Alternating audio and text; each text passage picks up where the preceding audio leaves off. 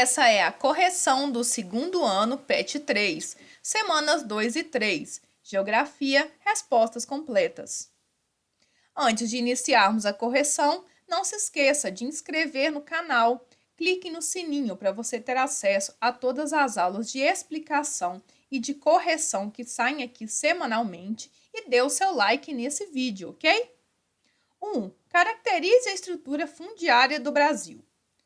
No Brasil, temos uma herança colonial histórica ligada à divisão de terras em latifúndios, grandes propriedades de terra.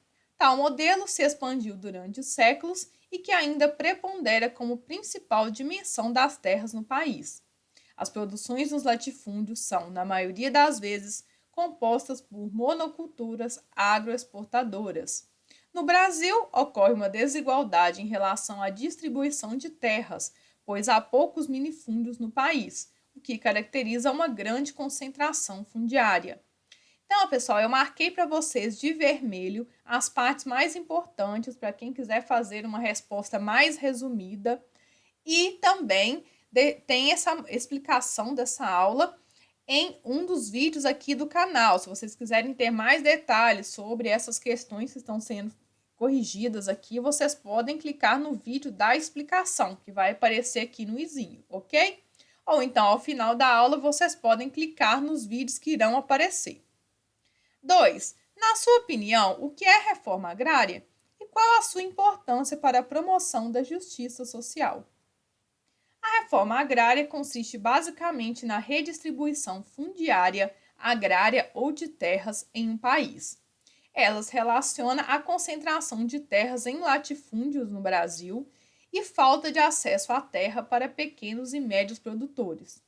E esse problema acarreta no agravamento da desigualdade social. E por isso, caso ocorresse a reforma agrária, teríamos um maior número de minifúndios e mais agricultores poderiam ter terras, gerando a democratização de terras que promoveria a justiça social.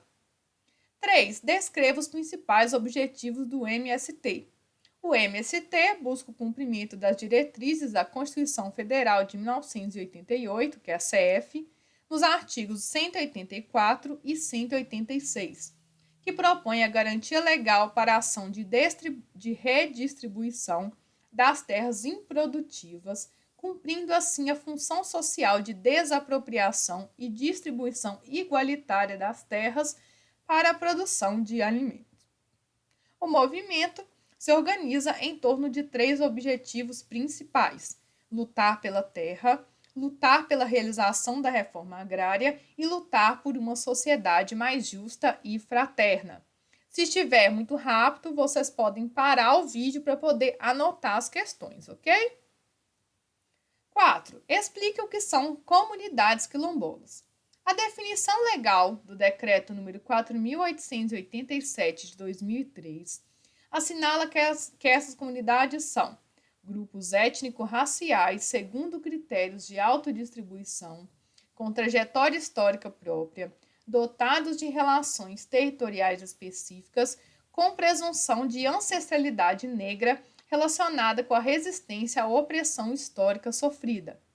Ou seja, né, traduzindo aqui nas nossas falas mais tranquilas, né, sem ser pelo decreto, formada por comunidades rurais e urbanas que são remanescentes dos quilombos.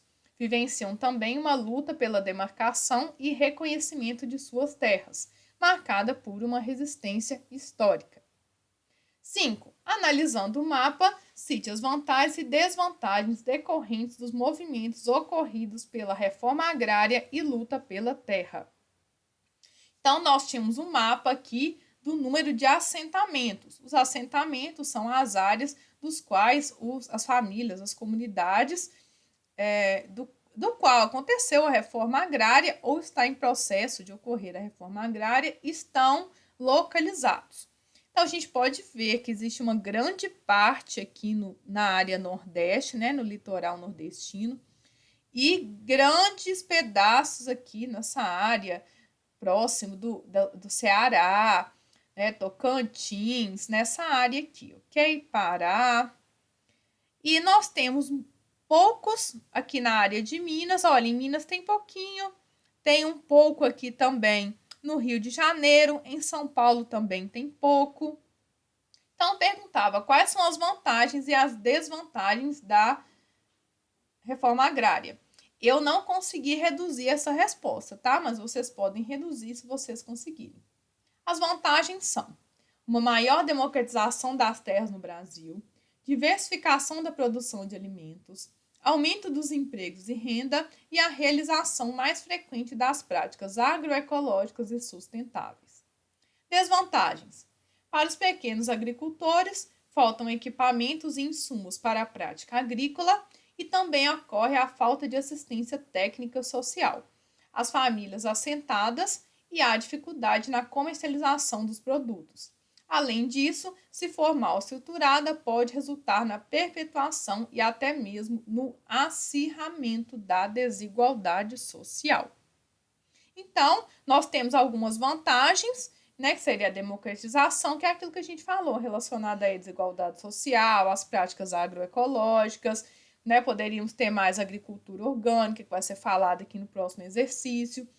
Porém, esses pequenos produtores também precisam de auxílio quanto à prática técnica, precisam de conseguir vender os produtos que estão produzindo. Então, não é apenas realizar a reforma agrária, também tem que realizar um auxílio a essas famílias assentadas. Semana 3, atividades 1. 1. Relacione a produção de alimentos à atuação da FAO. A FAO é a sigla da Organização das Nações Unidas para Alimentação e Agricultura. Ela incentiva e auxilia pequenos produtores quanto ao desenvolvimento de técnicas da agricultura. Além disso, ela mantém bancos de dados internacionais com informações sobre plantio e criação de animais, organiza fóruns para cooperação entre os países e realiza projetos de menores de educação técnica direcionados aos grupos de agricultores. 2. Observe o esquema representado no slide seguinte e elabore um parágrafo explicando o que é Revolução Verde. Então, vamos analisar aqui a imagem. Então, nós temos um trator, que seria o centro disso tudo, seria a modernização, né? Então, juntando a pesquisa com o desemprego, o êxodo rural e o crescimento das cidades, o rural, de certa forma, passou a ser meio desvalorizado. Então, devido a isso, resolveram realizar a Revolução Verde, que é a tecnologia, o desenvolvimento, o maquinário, veterinário, engenheiros agrícolas, ou seja, é modernizar e investir nessa área rural. Proximidade ao setor financeiro, o governo fez um grande incentivo e fez vários empréstimos para esses produtores rurais. E esses incentivos também chegam às cidades, porque as técnicas agrícolas chegam nas indústrias e nos serviços. A modernização agrícola gera também uma industrialização do meio rural com máquinas mais produtivas que geram uma maior competitividade. O Brasil hoje é um dos maiores agroexportadores do mundo. E, a partir daí, há uma mudança no perfil dos agricultores. E há um domínio do maquinário agrícola e de uma mão de obra qualificada. Né? Para mexer nesses tratores, essas máquinas ultramodernas, tem que ser uma mão de obra mais qualificada. Então, 2. A Evolução Verde resume-se ao conjunto de intervenções tecnológicas cuja finalidade é melhorar a agricultura ou a agropecuária, né? A partir dela, a agricultura modernizou-se por meio do aumento dos investimentos públicos em infraestrutura, armazenamento e produção agropecuária, bem como a utilização de agrotóxicos em larga escala, com ênfase no plantio das monoculturas, que são mais fáceis para exportação, né? Que resultou na expansão de terras agricultáveis em um curto período de tempo. 3. Leia o trecho a seguir. A agricultura orgânica é um processo produtivo comprometido com a organicidade e a sanidade da produção de alimentos vivos para garantir a saúde dos seres humanos, razão pela qual usa e desenvolve tecnologias apropriadas à realidade local de solo, topografia, clima, água, radiações e biodiversidade própria de cada contexto, mantendo a harmonia de todos esses elementos entre si e com os seres humanos. Agora, aponte as vantagens da agricultura orgânica. A agricultura orgânica é realizada seguindo os preceitos da preservação do meio ambiente, zelando pela quantidade e qualidade dos alimentos. Inclusive, os orgânicos são valorizados principalmente por serem cultivados alimentos sem o uso de agrotóxicos ou quaisquer produtos químicos, sendo considerado, portanto, produtos saudáveis. Então, se vocês quiserem ter acesso à aula que explica sobre isso tudo, sobre o que é Revolução Verde, sobre o que é agricultura orgânica, sobre a função da FAO, vocês podem clicar aqui no izinho, que é a aula de explicação da semana 3, ou ao final aqui da nossa correção, vocês podem clicar no vídeo que vai aparecer, ok? 4. Na sua opinião, por que os produtos orgânicos são consumidos por uma pequena parcela da sociedade brasileira? Então, nós temos duas questões a serem levantadas. Primeiramente, o valor dos produtos orgânicos, que são bem mais caros no mercado. Isso se justifica pelo fato que há uma crescente demanda pelos produtos saudáveis, porém existem dificuldades na sua produção, porque eles são mais suscetíveis ao ataque de pragas e de perdas da produção. Porque são alimentos naturais, então eles não são utilizados agrotóxicos. Então, eles estão muito mais suscetíveis à própria ação da natureza. Também há o problema da distribuição desses produtos, visto que são perecíveis em menor espaço de tempo, né? Não são introduzidos neles conservantes. E nem sempre há compradores localizados próximo às áreas de produção. Assim, os consumidores estão concentrados nas áreas metropolitanas, porém os agricultores realizam o plantio em áreas distantes desse mercado.